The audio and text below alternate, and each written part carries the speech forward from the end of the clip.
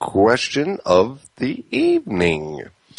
What product would you like to see Baker Drivetrain come out with? And, give us a little bit of explanation on it. You can't just say, I want a better tranny for my bike. If you need a 4-speed for your 1903 bike or whatever, man, give us a call. Give us some ideas. And a lot of times it's your ideas. Most of the time it's your ideas that bring us to our new products. It's happened time and time again.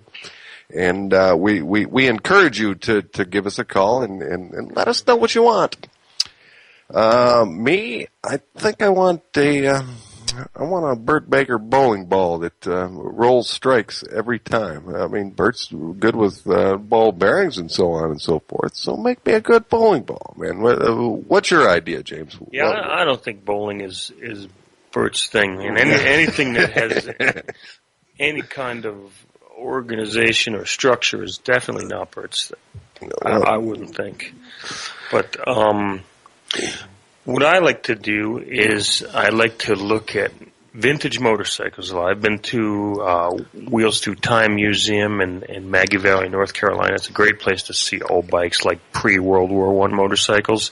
And I just really get off on all of the external linkages, bell cranks, rods, all the nickel-plated hardware and stuff, and kind of grew up around drag bikes. And my idea is a really cool external clutch release mechanism that you would use on a 4-speed, like a bobber or a chopper, like an arm that comes up, and you can physically see where the cable attaches to it, and it's not, dainty or understated. It's just like a big mechanical claptrap mess, I like that look. The Baker version of what you're talking about. Right. Right. If it were mine, it would look like something you built in a garage. I'm talking about Bakerizing my vision.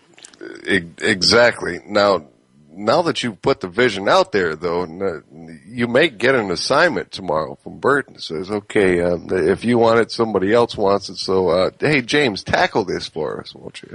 No, that makes him mad, that. And I've already asked him about it, and he says, yeah, when I get done doing the 50,000 other things I gotta do. No, I'm saying he might assign the project to you. You never know.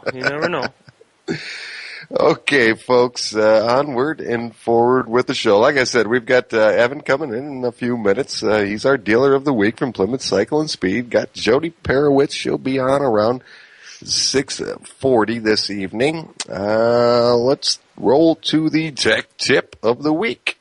We're going to talk about neutral switches. The ones that we use around here basically span from 1959 to the present day.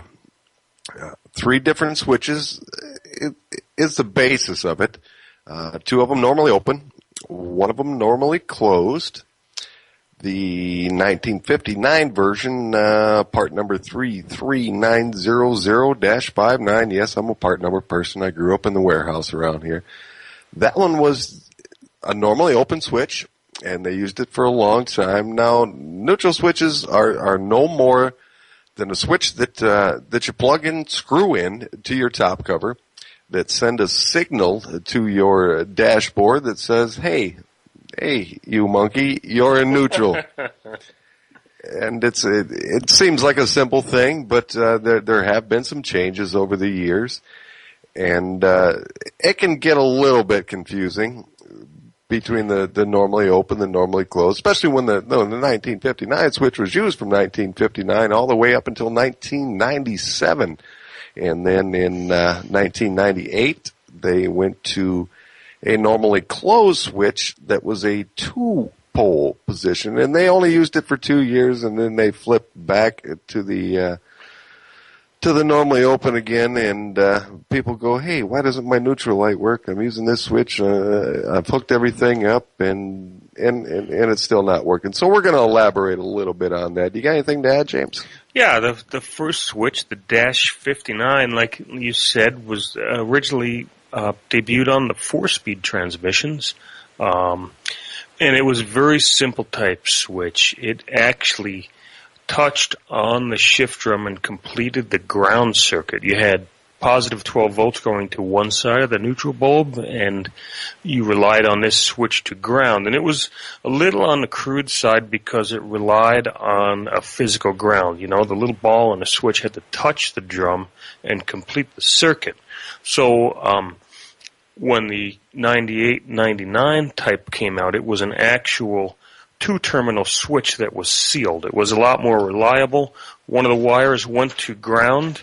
They used these little funky L-shaped connectors that clip on, similar to a spark plug boot. And the thing is, you can only get them from Harley Davidson. I've never found another place to get them.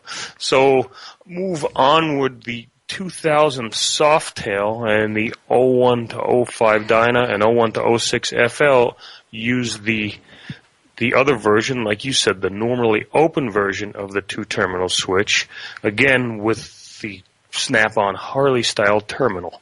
One thing we offer here, we don't make it too public, but we use them in the torque boxes and we use them in our F5R kits. We have two-terminal switches in both normally open and normally closed type, but with screw terminals. So you can use, you know, your regular crimp-on style connector with an eye. It's a lot easier to source and a lot more versatile.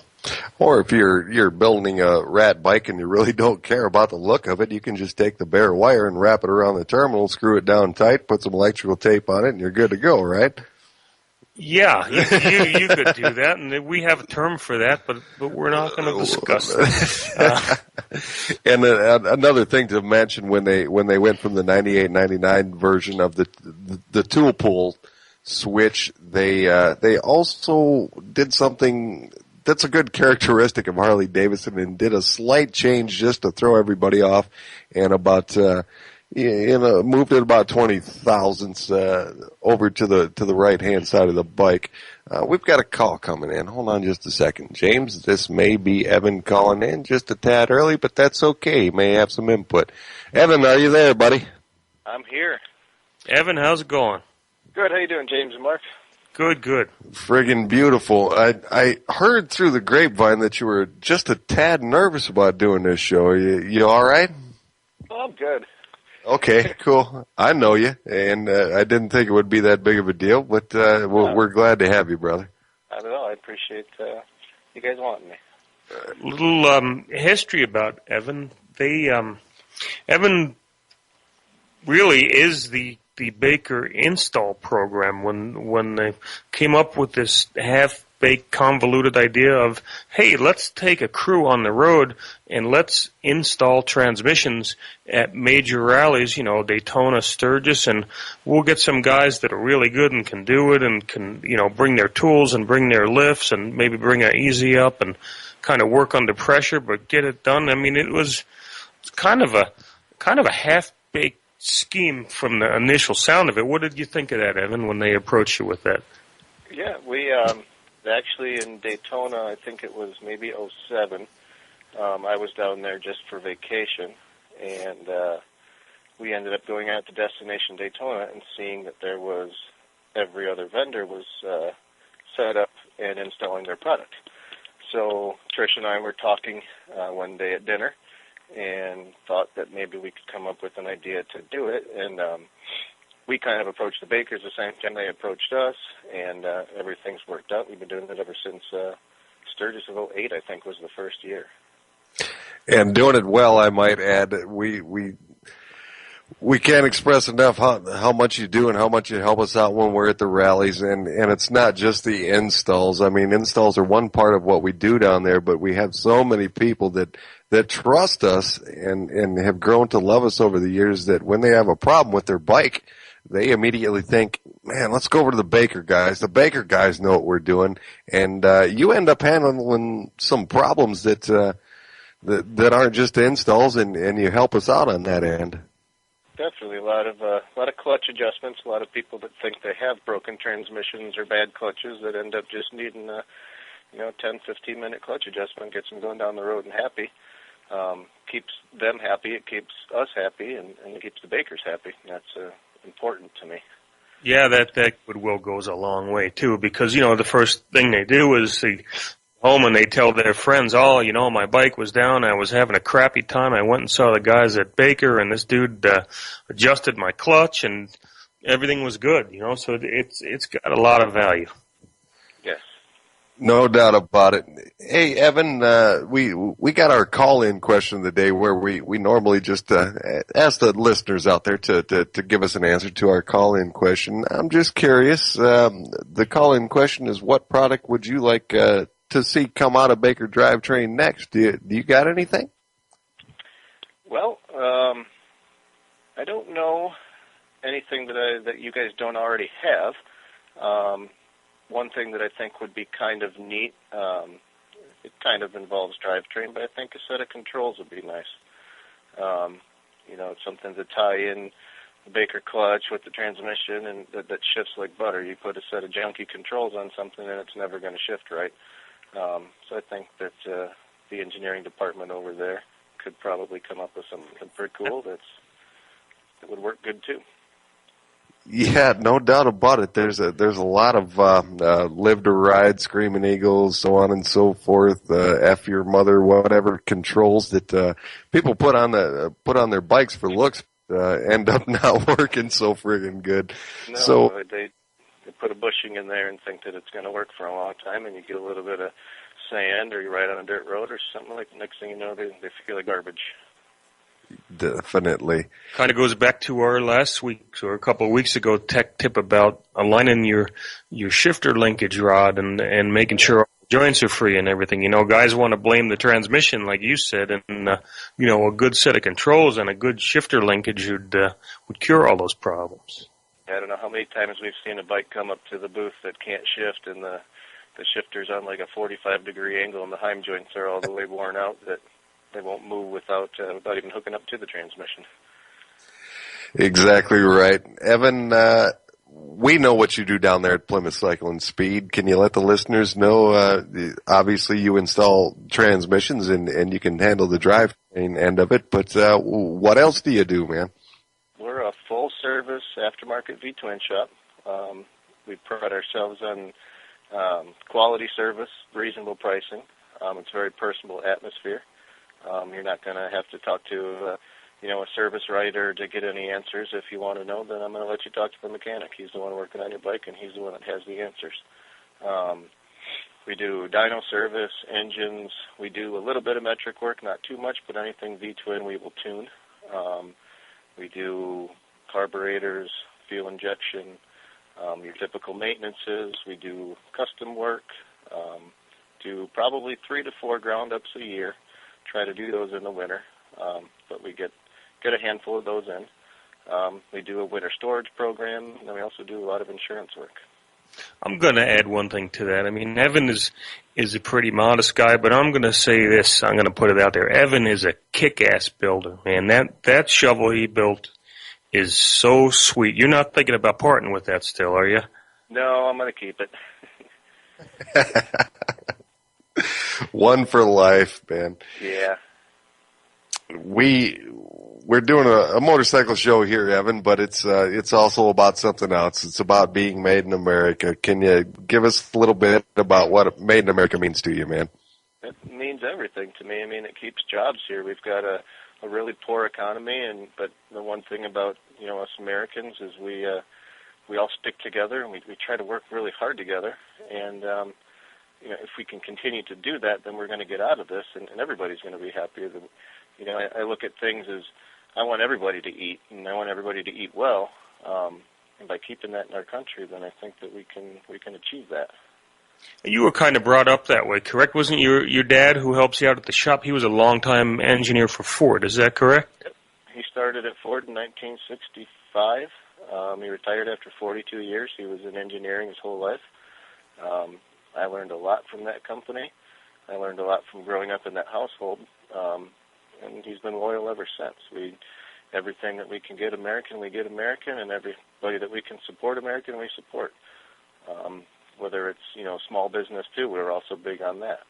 We stay away from the, as you call it the other day, James, the big box stores. We try to support local. That's good stuff. Yeah, box stores suck. We Tell us what you really mean, Mark. We don't get you. Not going to go into too much detail. We love buying local. We love buying small town stuff.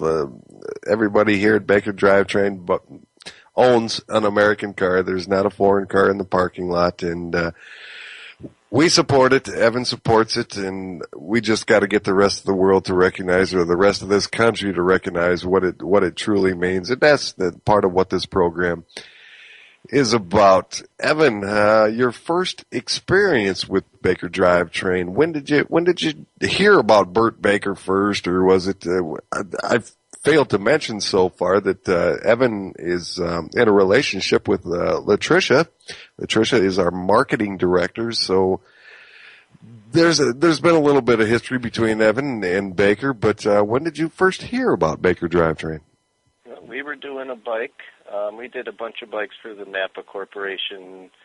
I think it might have been like '04, and working with one of the sales guys there. They hooked us up with the transmission for one of the builds, and ever since then we've been loyal, especially being in our backyard. It's nice to be able to not just deal in business with you guys, but I also like to go and have a few drinks with the guys from Baker too, and it's ever since we started working with you guys, it's been just like a friendship, not a business relationship, but more of a friendship. And we help support you any way that we can, and we're always here for you guys. And I know that you guys are here for me, no matter what, too. Two-way street, brother. And you mentioned that rallies. I mean, that's the rallies and the after hours are a story in itself. I mean, we work hard. We work 10, 12 hours a day sometimes in the hot sun, and we deal with unhappy people at times. But, man, at nighttime, sitting back at the house and kicking back, I mean, we have really had some good times. Some times probably unfit for radio, but we have fun.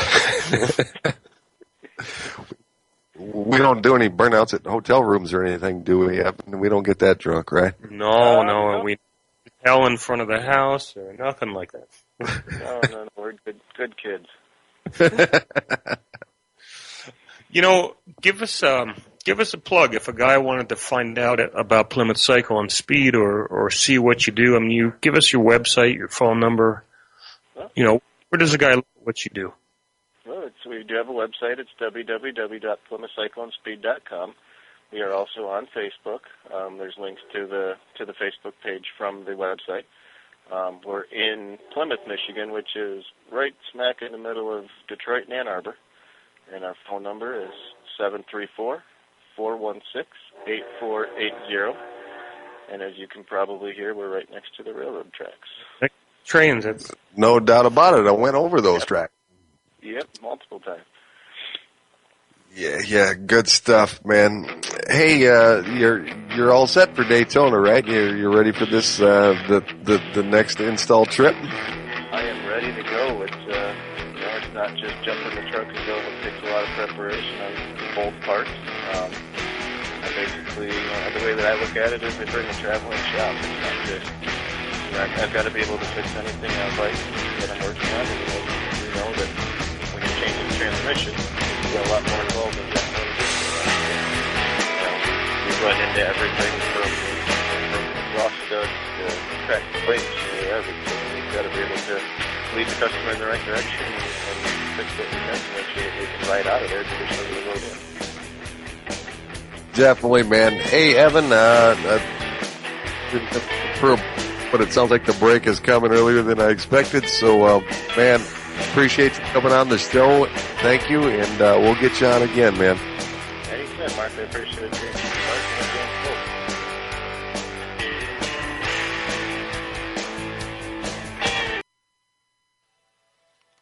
Leaders in Internet media and the American-made movement.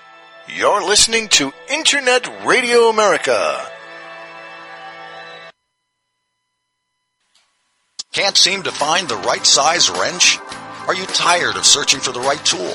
Introducing the Loggerhead Bionic Wrench. It's 14 wrenches in one. Any size, just squeeze and turn. The patented design produces a powerful mechanical advantage. Pliers and adjustable wrenches can strip the corners, but that won't stop the Bionic because it grips on all 6 sides. Simply squeeze and turn. American made and a proven winner.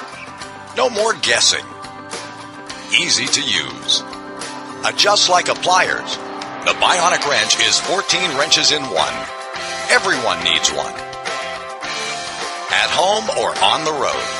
With the patented gripping power. The Bionic grips them all. It's a gripping experience. Thousands of uses for the Bionic wrench. Makes a great gift for everyone on your holiday list. 100% American made. Lifetime guarantee. Attention all animal lovers. This is Cynthia Gary, the inventor of Scratch and All. We know all animals love to scratch. Scratch and All is a safe, unique, American-made animal enrichment product that can be mounted flat on a wall or bent over corners. All 4 sides interlock so you can design a grid tailored specifically to your animal's needs, and it can be a supplement to acupressure.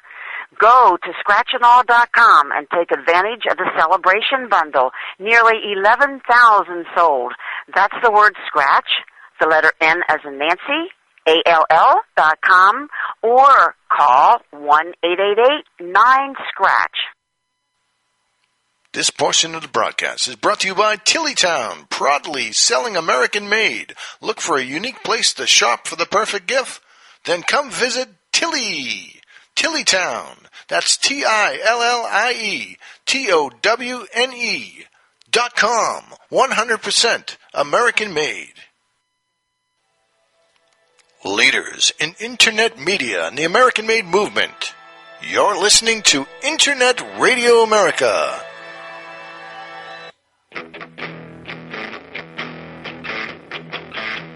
You're listening to Internet Radio America tonight. Let's get back to Mark and James, the Two-Wheel Meltdown.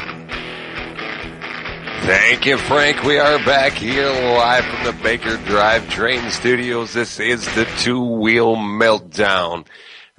We got into Evan just a tad bit early. We had a little bit left to talk about on the tech tip of the week, so we're going to finish that up before we move on. As I was saying, the after 1999, come the 2000 neutral switch, the normally open 2-pole switch, they moved or relocated the switch about 20 thousandths difference to the right-hand side. So the paddle, if you will, that triggers the neutral switch was also moved over on the switch on the shift drum. And so if you're swapping things around, you're moving things, you're using say you got a 1997 bike, and you think, okay, this top cover looks the same, but it came off a 2002 bike. You plop it on, your neutral light isn't working, or it's working backwards, or the neutral light is on all the time. That is the reason it was moved over about 20 thousandths. And we can remedy this now. It's not with your stock 5-speed, but with any of our 6 speeds. We have a universal shift drum. This drum will work from 1990 to 2006, right, James? We'll do it. That's one of the improvements that we made. It just gets confusing to people. You know, what year group, what switch, what location, and we solved all those problems with one shift drum. We are working on a 5-speed. We don't know if there's enough meat there to make it happen, but we do believe there is, and we'll keep you updated on that. So pay attention to our Facebook page and our website, and at any time during this radio broadcast, you're more than welcome to give us a call and ask any question that you may have on your mind. There's one other part of neutral switches that we haven't talked about. It's the fact that some folks don't like to run a neutral switch. Hey, James? Yeah, they're actually kind of unsightly on a custom bike. You know, we make a neutral switch plug, part number N like Nancy, S like Sam, P like Peter, stands for a neutral switch plug. It's a nice, polished, slot head flush mount plug that takes the place of the neutral switch. It looks a hell of a lot sexier than that big old clunky switch if you don't need the function of a neutral light. And if that's not clean enough for you, we also offer what we call a no-neutral top cover. That is a top cover with no hole whatsoever for the neutral switch, and doesn't get any cleaner than that. Definitely doesn't. That was something in my early days, being a warehouse employee, that you see a lot of parts, you don't understand their function, and the first time I had to pull a no-neutral top cover for a build, I thought, there's something wrong with this. I actually took it to quality control. There was no hole there. I'm like, hey, wait a minute. They forgot to drill the hole in this top cover. Not the case, man. So there's your tech tip of the week.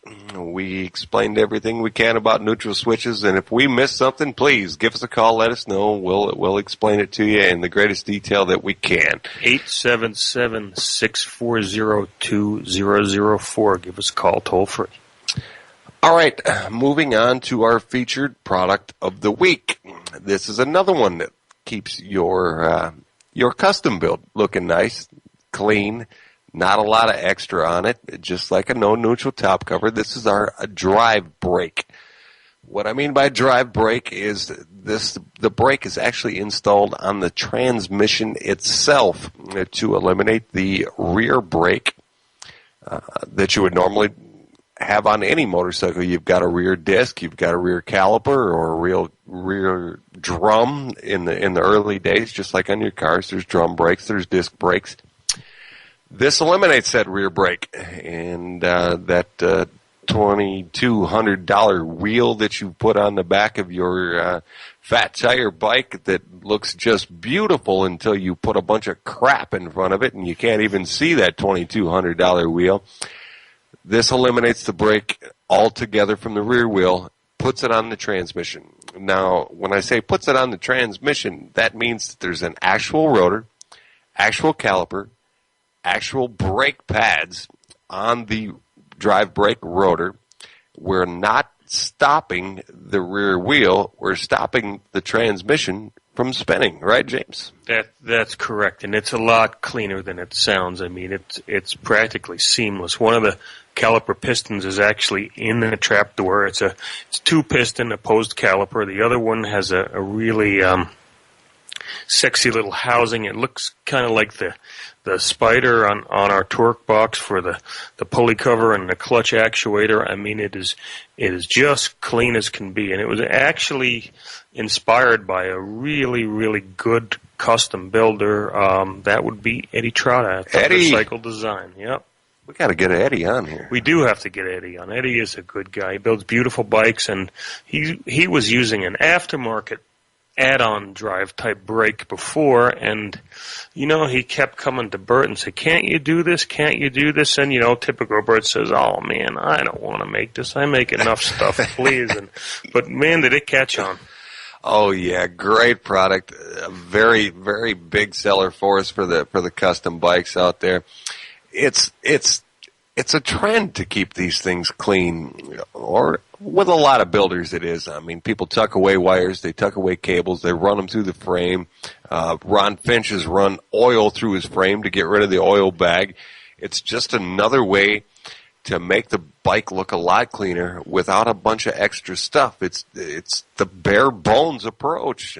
The Indian Larry, the Big Will from down at the Faith Forgotten Choppers, just clean it up and keep it nice, sweet, and neat. I agree but disagree. I mean, I think there's a point where things are too clean. I mean, to me, a a motorcycle is a celebration of mechanical things. I mean, do yourself a favor, go down the Wheels Through Time Museum. Look at some of those early bikes with all those exposed linkages and bell cranks and so on and so forth, like we talked about before. I mean, some guys like the raw mechanical look of something that actually works, and, you know, some guys want to look at something that looks like it ought to be parked in your living room rather than ridden.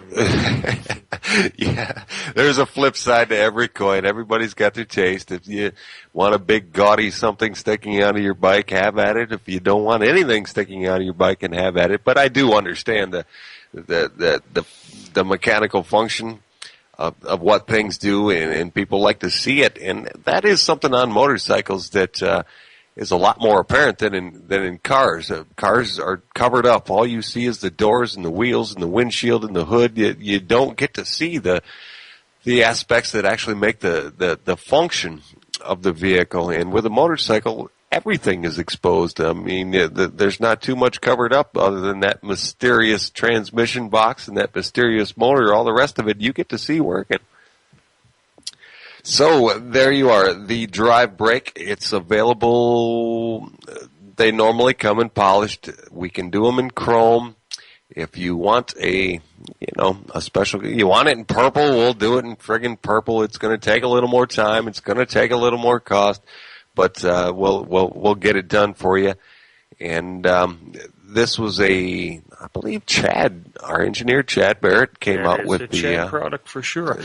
And recent development, it is available in not only belt but also chain drive. We only made it in belt initially, and we thought, well, that makes a lot more sense, because who wants the oil from the chain flinging all over the brake rotor and getting on the brake pads and stuff? But guys kept screaming and screaming and screaming that they wanted to use a chain. You know, you have a bike with a 124 or 131 or 140 inch motor, and maybe you don't trust a belt, and I could see that. I've broken a belt or two. Well, you've only got a little motor, though, right? Yeah, that's right. All right, folks, moving on. Our new segment that I introduced last week, it was the Mark P. Story Time. We talked about myself last time being a little late to work, kind of a couple days out in Sturgis. You know, partying gets to you sometimes, but it could happen. Yeah, it happens to the best of us, by the way. This week we're going to talk about, I guess, how important we are to some customers. I had a great customer, a local customer, right here in East Lansing, a few miles down the road. Give me a call one day. And he started with a sob story, and I thought, oh my God, he's going to want a free transmission or something. What is this guy talking about? The sob story started as in, man, I'm sorry I'm calling you about this, but I just didn't know where else to go. I'm baking a cake, and my mother just passed away. And I thought, okay, carry on. He says, I've got a recipe here. I've got every ingredient that they're calling for, but I don't know what confectioner's sugar is. And I thought, man, I would really, really like to help this guy. The sob story got to me. I mean, the guy's mother just passed away. I don't want to be rude to him. We're a transmission shop, though. We're a biker shop. What the fuck is confectioner's sugar?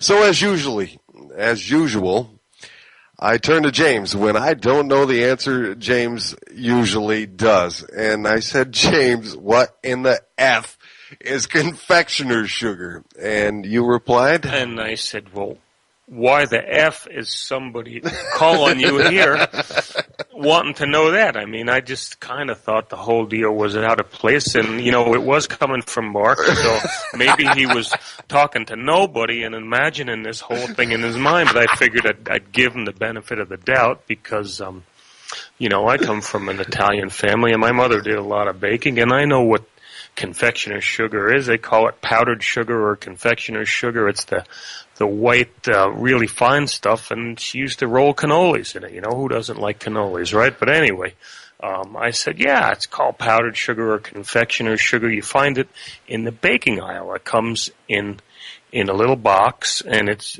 different from the regular sugar like you put in coffee. It doesn't come in a 5-pound bag. It's just a little box. Tell him to go over there. He'll find it. You know. And at some point in the conversation between myself and James and the fella on the phone, we referred to the sugar as a consistency of something that they supply us here in America from down in South America. And the customer immediately connected with the powdered sugar. He's like, powdered sugar? Yeah, I've got powdered sugar. I always thought it was powdered sugar too, being a Midwestern person. I didn't ever hear of confectioner sugar.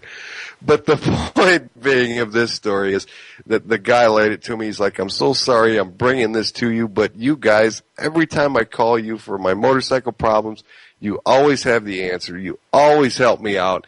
And with my mother dead, I just didn't know where else to turn.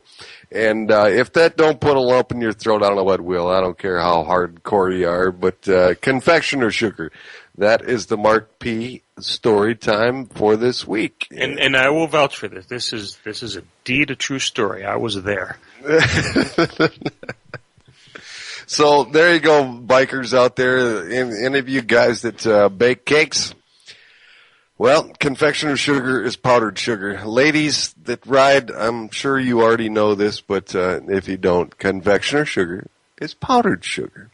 And it doesn't just come in a box. I have seen it in a bag, too, by the way. There's about is that 1 pound confectioner bag. Sugar in a bag, or is that South American product? Hey, this wasn't a Ziploc bag. This was an actual sealed bag. I'm sure that stuff comes in sealed bags, too. I couldn't be sure. I never bought it in any major quantity like that. Matter of fact, I don't think I ever bought it. But if you got, never mind.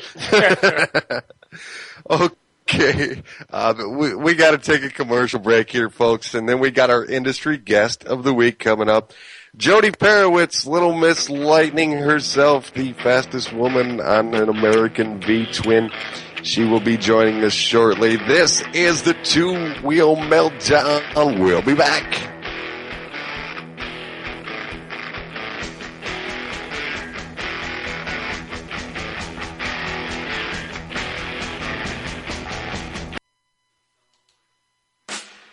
Tuesday on Internet Radio America.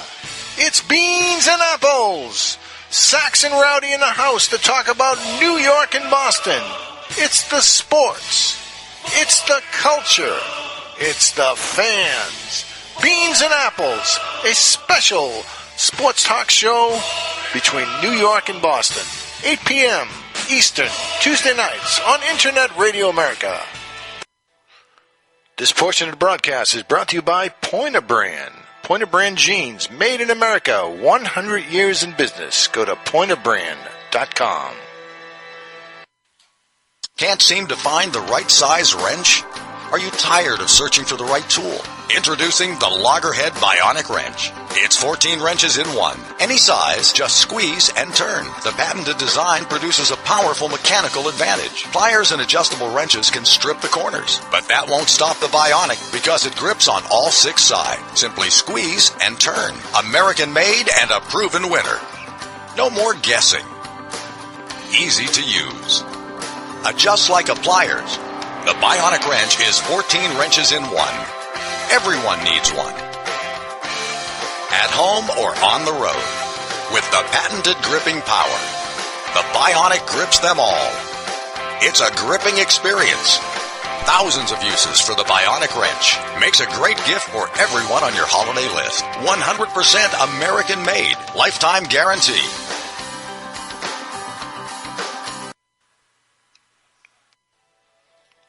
Leaders in Internet media and the American-made movement.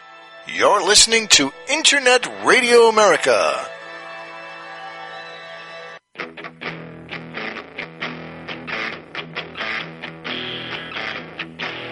Let's get back to the Two-Wheel Meltdown on Internet Radio America. Take it away, Mark and James.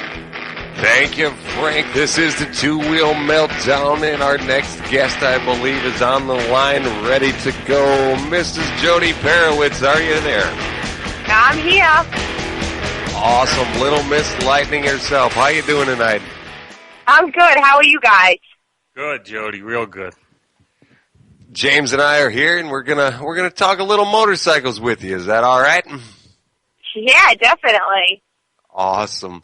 For those of you who don't know, Jodie Perewitz is the daughter of Dave Perewitz, who we had on in our third week of the show. Dave's a great friend of ours and a great customer of ours for years and years, and Jody got into the business as well. And not just the business, let's start by talking about that little run you made down at Bonneville. How fast did you go? My fastest run was 203 miles per hour on my American V-twin with my DD5 Baker transmission. Oh, good girl. Plug-in Baker. You know this is a Baker show, right? You don't really have to plug us. We're all about you. yeah, but it can't hurt. It can't hurt. I just got to remind everyone. No doubt about it. Yes, and you ended up the fastest woman on an American V-twin. Am I correct? You're correct. Jody, let's talk a little bit about some history. Now, I know you've been riding a long time, and we talked about this, but just so everybody out there who might even be listening knows, how long have you been riding a motorcycle? I've pretty much been on two wheels since I was old enough to walk. My brother had a dirt bike, who's older than me, so whatever he was doing, I wanted to do, and he was good about it, and same thing with my dad, that there was no holding back with me. Just because I was a girl or anything. They let me do, I don't want to say whatever I wanted to do, but they let me try it out, and hey, my dad said, you like it, you can keep going, and we'll buy you one. And, as it was, it ended up buying my brother a new one, and I got a hand-me-down, but that's why I was fine with me. As long as it was two wheels, I didn't mind what I was riding.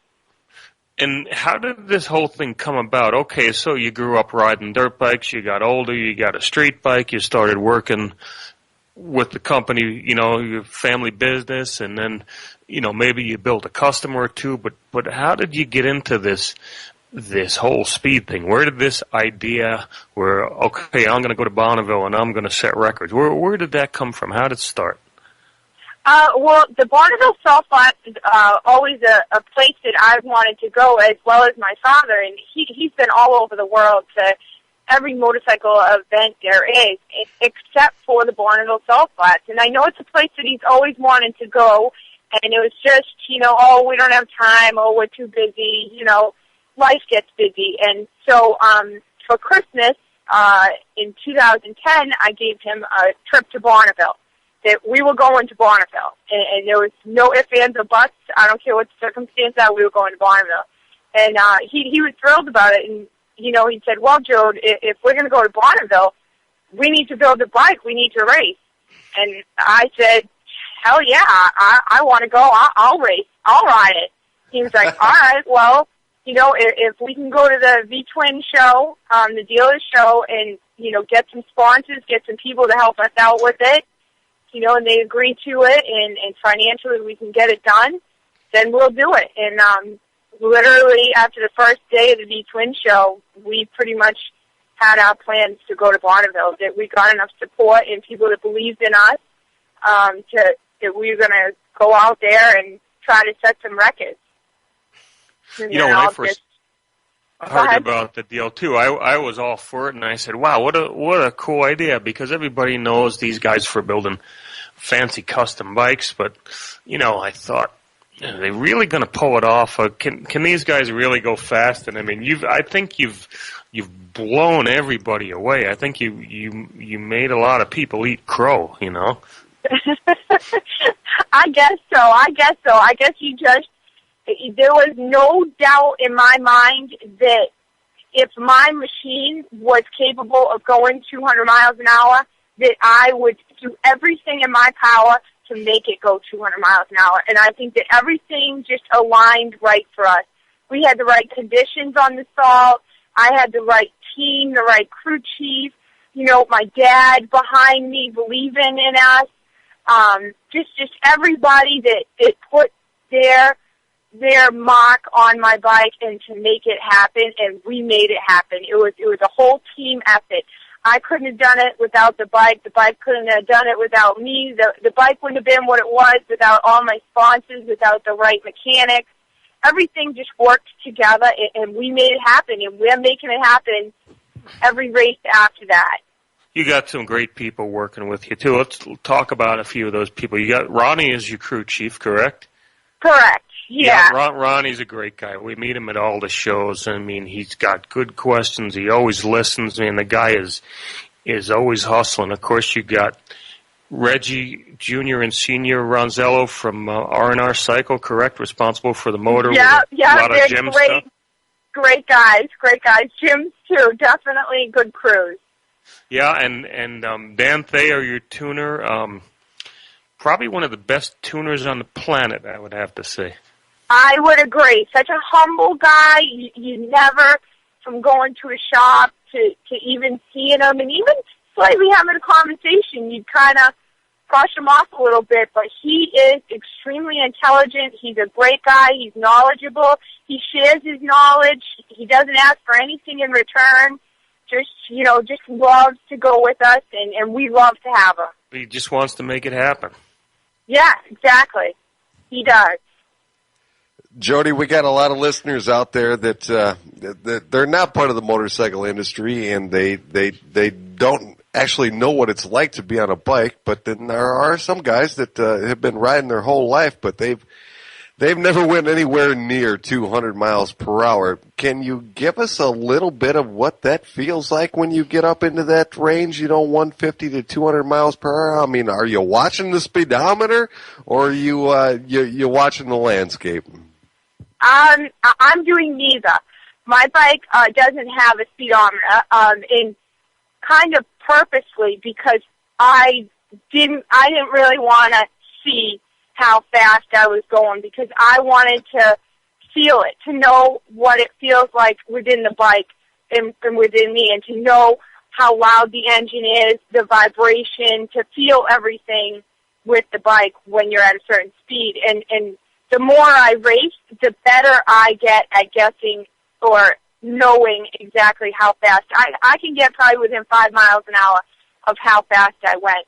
So I do have, I have a tack on my bike, and only as of my last race in September did we get a digital one. But before that, it was, the old-fashioned one with the little arm. And I would maybe do 2 runs, and the tack would break. So we went through so many different tacks. So on my 200-mile-an-hour run, I actually didn't even have a tack. I didn't have anything. So I didn't have a tack. I didn't have a speedo. All I had was my shift light. And I knew that when my shift light came on in 5th gear, I was going over 190. When you light the bulb, it happens, yeah? Yeah, so I knew as far as that I was going over 190, and I hadn't even hit the mile, the measured mile yet at that point. So I knew that I was going so fast, and that I had to concentrate on keeping my elbows in, my knees in, just holding on as tight as I can, and keep twisting that throttle. And it's definitely a feeling like that you become like in a tunnel. It's like the wind just kind of stays around you, and it's just, I'm looking straight ahead. That's it. That's all I see is those flags in the distance, and you can't see anything left or right. You don't even want to think about lifting your pinky. And, you think about it, and you slightly lift it, and your fingers come off your hand, your arm, and then you come off the bike. And that's definitely true. That's 100% true when races say that. So it's definitely a completely different feeling. And, I mean, other than that, I really can't describe it. And, hey, it's not for everybody. And I applaud anybody on 2 wheels, no matter how fast, how slow, what you're riding, it's still 2 wheels, and as long as you're enjoying it, that's the important thing. That's for sure. And it's almost kind of uncanny what you're talking about, how you'll know within 5 miles an hour what you're doing. I mean, I do a lot of drag racing, and same deal. I mean, I know by the time I shut down, I was like, okay, that was a 10th off, or that was this kind of run, and I'm looking for the same thing. I want to stay in that throttle and and I want to see that bulb light up in fifth gear, and I hopefully want to do it, right when I'm crossing the finish line or slightly after. Then you know you got a good run going. Yeah, you can feel it. You can feel it. I know either I'm like, whipping my helmet off and what did I do? Or I'm immediately getting right back in line, although I do immediately want to go right back in line either way. I always want to try to top my speed. But you can definitely get a sense of whether it was a good run or not, whether people see it or not. You definitely I've definitely grown a feel for my bike, and as far as how it runs, what it's doing right, what it's doing wrong, how fast I went, the RPMs, everything. Awesome. Definitely, as you know, I'm sure you gotta know your bike. I think that's a huge advantage to any kind of racing. Oh yeah. No doubt about it, Jody.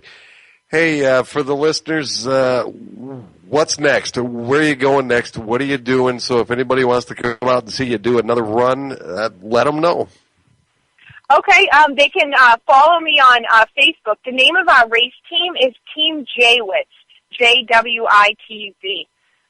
And they can follow us on Facebook. Our first race is in April. We'll be racing in Ohio. And hopefully the Baker crew will come out there and support us, because they've said many times that they're going to come out there. But that's right around the corner. I have yet to see Bert effing Baker out there, so maybe in April I'll see him. So definitely follow us on Facebook, Team Jwitz, and we might have some big news announcing probably in the next couple weeks, in the next 2 weeks, about a race in July that we're going to be doing. So definitely follow our Facebook page and, look for some exciting news to be posted on there. Okay, give a little plug to the old man, too. Of course, you're doing some great things, but if somebody wants to find out about Perewitz Cycle Fab or, the famous bikes that your dad has built out of his shop and such, where do they find you? You can actually, the most up-to-date info is same thing on our Facebook page. It's facebook.com/Perewitz. And that's our page that, we try to post shop pics, what the guys are doing, what they're building, who we're building stuff for, what DP's doing, him flaming jobs, and, at different events, and, just anything to do with the shop. So definitely check that out, too. It's Perewitz on Facebook. Awesome.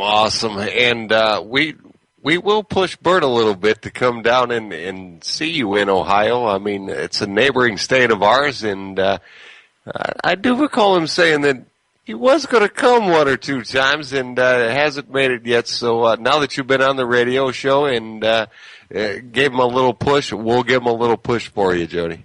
All right, good. Tell him I'm calling him out on it.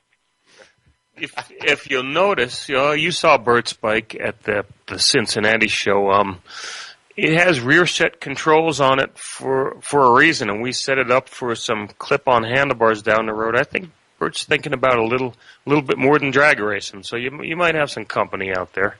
Good. I welcome it. The more attention and the more people we can bring to land speed racing, the better.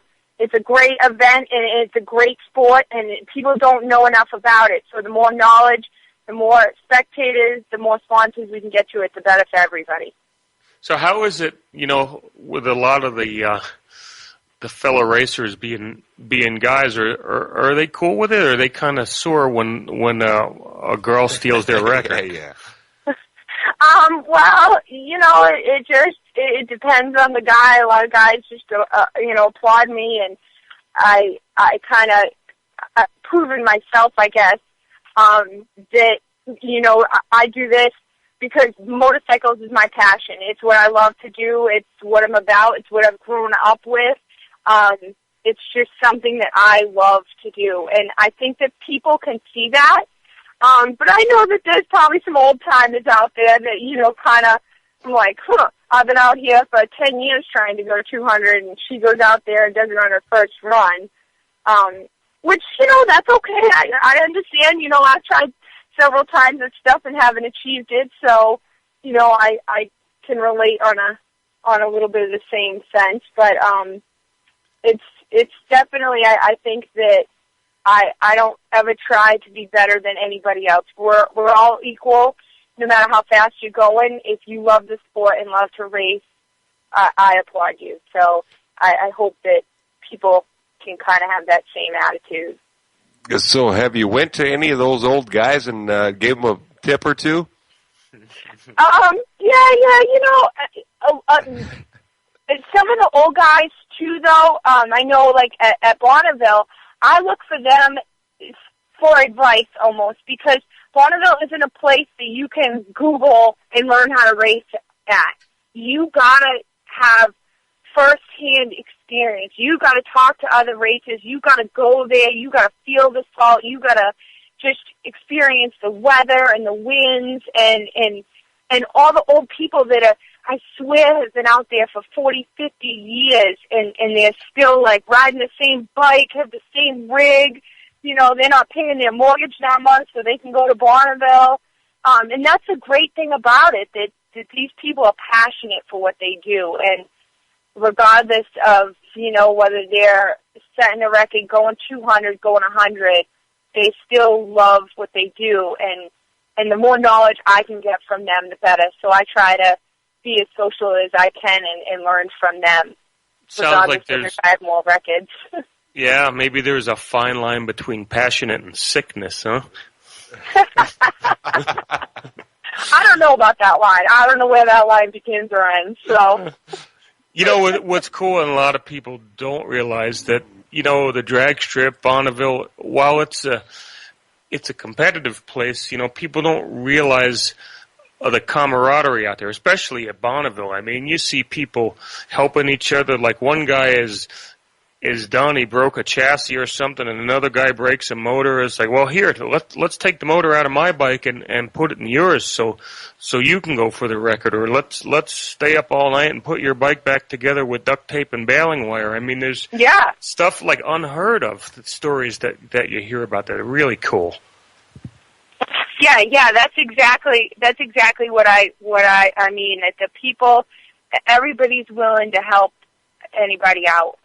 It is a great camaraderie. It's just the people are great. Bonneville is great. The people that put on the Bub event do an awesome job. They're all volunteers. I mean, they stand out there in the hot sun and, you know, wave us on, tell us to go, keep it safe out there. They do a great job. The people from Bub do a great job. Jody, we really appreciate you coming on, and we could talk to you all night about this stuff, but unfortunately they only give me an hour. So, again, thank you for coming on. We greatly appreciate it, and we're going to get you back on down the road here, maybe after the Ohio run. Is that all right? Yeah, absolutely. I'd love to come back on, and tell your listeners, don't forget to check out our Facebook page, Team Jaywitz. And one other thing now, we're all going to Daytona. You're going to be there. Where can people come meet you in Daytona, maybe get an autograph or just come by and say hi? Ooh, I'm not sure yet. The one place I definitely will be is at Willie's. It is a tropical tattoo show on Thursday. That's one of my favorite places to go, so they can definitely, I'll be there. Good enough. Awesome. Thank you, Jody, for coming on. All right, no problem, guys. Thank you for having me. Take care. All right, folks, and this has been another great edition of the Two-Wheel Meltdown. We will see you next week, Wednesday at 6 p.m. Eastern. Take care, folks. God bless, and keep them motorcycles upright. Later.